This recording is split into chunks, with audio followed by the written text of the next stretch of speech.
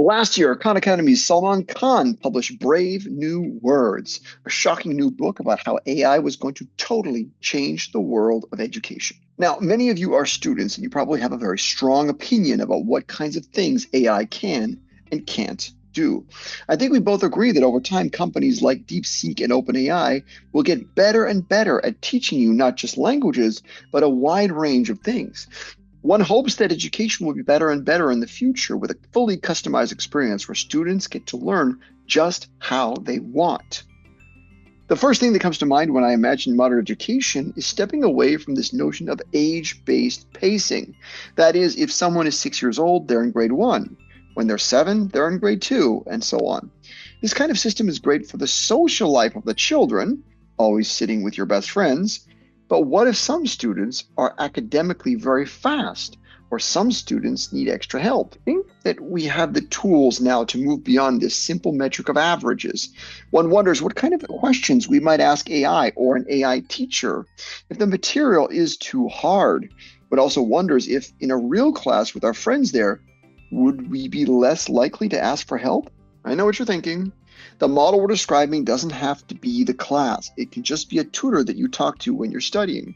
I still think students will enjoy the in-person classroom, and parents would hate it if their students were always on their computers. One of the methods that Salman Khan's company dealt with in the early days of designing an online teacher was that they didn't want to just give the answer to the student. They wanted to use Socratic method to discuss the process of getting to the answer. Yes, this is what a great teacher does.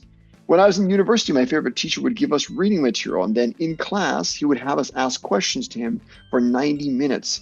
Inevitably, a vivid and exciting discussion would arise in a class of about 30 people, and I really looked forward to each of his classes.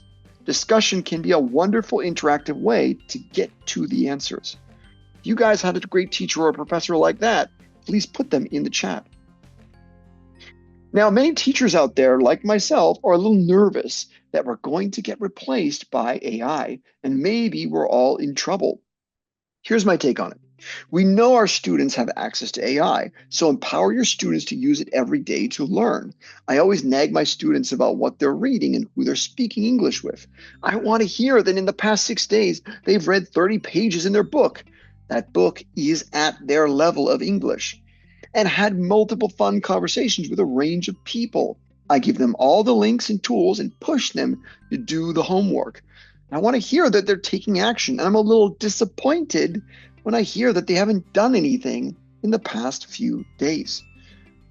Teachers themselves are certainly learning how to speed up the most boring part of their jobs, lesson preparation. Yes, AI can generate a wide range of tasks based on a link to a B2 short story or article, so I'm happy to hear that so many teachers are empowered to use this stuff. Now, does that mean that AI is going to increase the salary for teachers? Well, it depends. In my classes, technology, in this case the internet, meant that I could teach more classes per day than I could teaching at a private school in Vancouver. The math was pretty simple for me, and it meant more money. What about very young students? Well, they have their own challenges. Young students need more teachers and smaller classes, and their parents want lots of updates from teachers about the progress of their children. One hopes that teachers can use AI to auto-generate updates that they can share with parents, rather than a 45-minute conversation. Or perhaps parents can look that data up online and even see the progress their children have made in recent months. At the end of the day, my favorite quote about AI in 2025 is the following: "You won't be replaced by AI, but by someone using AI." You can use AI to empower your own learning. And if you're using AI to learn at your own pace every day, that's brilliant. I'm going to leave you with 2 questions that you can ask AI today as part of your own homework.